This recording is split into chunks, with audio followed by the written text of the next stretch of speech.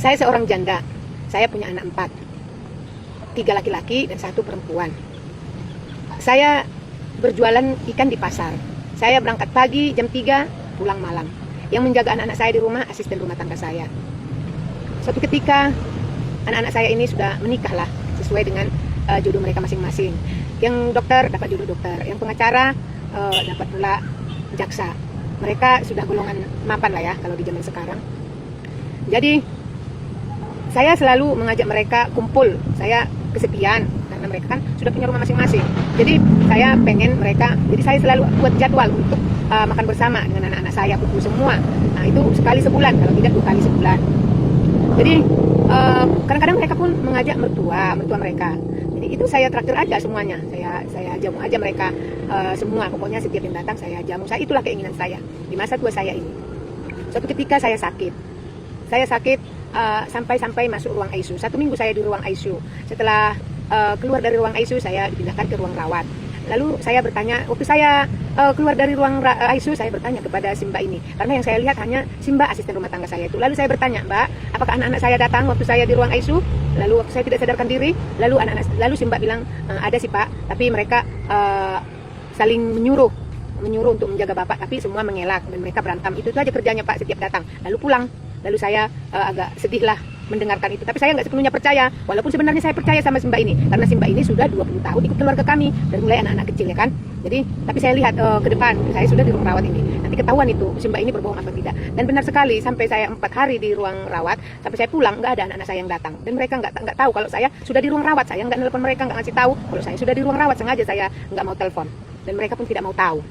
Lalu setelah itu saya berpikir, mulai dari ini ke depan saya nggak mau peduli lagi dengan anak-anak. Saya nggak mau menghabiskan pikiran saya, waktu saya dengan anak-anak. Kalau saya mau happy-happy aja, saya nggak mau tanya-tanya anak-anak apa yang mau saya lakukan lagi. Saya sekarang berundingnya sama asisten rumah tangga saya aja. Lalu kalau saya pun mau berangkat kemana, mau happy, mau liburan, saya berangkat sama asisten rumah tangga saya. Dan kalau saya tidak punya uang, saya jual aja aset-aset saya sedikit demi sedikit. Karena hasil kegigihan saya dari mulai muda sampai tua ini, saya punya aset kecil-kecil di mana-mana. Jadi saya jual aja aset-aset yang ada ini, ya kan? Saya jual aja aset-aset yang ada ini satu-satu. Kalau saya pengen happy atau liburan kemana-mana, saya nggak mau bertanya pendapat anak-anak. Nah, untuk apa saya tinggalkan, saya pertahankan aset-aset ini, ya kan? Nanti mereka malah ribut lagi. Untuk menjaga saya aja mereka sudah bertengkar ribut. Apalagi kalau saya tinggalkan nanti aset-aset ini untuk warisan mereka. Oh, saya tidak mau, saya habiskan aja. Malah saya berpikir untuk mewariskannya kepada anak-anak si Mbak ini. Apakah saya di sana salah? Itulah cerita seorang ibu, ya, seorang ibu yang memelihara, merawat, menyekolahkan anak-anaknya hingga sukses. Dan ternyata anak-anaknya tidak peduli, tidak sayang. Mereka hanya sayang kepada pasangan mereka masing-masing. Mereka hanya sayang kepada diri mereka masing-masing, bukan kepada ibu yang membesarkan mereka.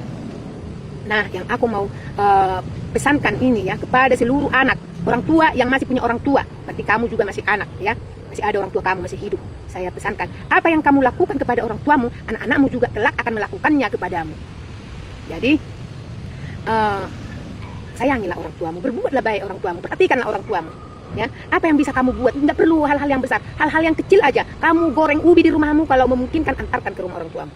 Kamu punya rezeki agak banyak, kirimkan untuk beli kerupuk jange kepada orang tuamu. Itu walaupun kamu tahu orang tuamu itu punya uang, orang tuamu itu pengen perhatianmu, pengen kasih sayangmu supaya lanjut umurnya, supaya sehat-sehat dia. Ya kan? Jadi itulah pesan-pesan kepada anak-anak, perhatikan orang tuamu. Jangan setelah tiada menyesal, lau mau tukuran na bigila kalian ketukuran itu.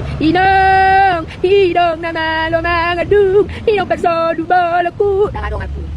Oke, sayang masih lagi ada. Salam hormat kepada seluruh orang tua.